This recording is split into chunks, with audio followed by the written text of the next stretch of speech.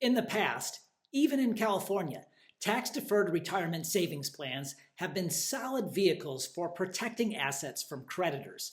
These plans include 401ks, 403bs, and pensions, all of which are governed by a federal law known as ERISA.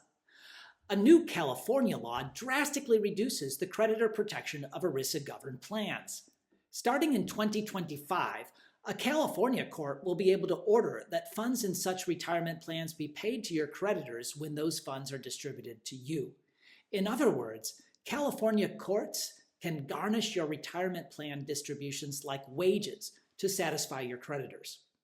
This is especially bad news for California debtors with considerable assets in ERISA-governed retirement plans. Do such debtors have options? Yes. Bankruptcy provides a means for discharging some debts. However, don't file for bankruptcy without thoroughly understanding all the consequences. Consider instead a less drastic option, such as moving to a more creditor-friendly state, like Texas.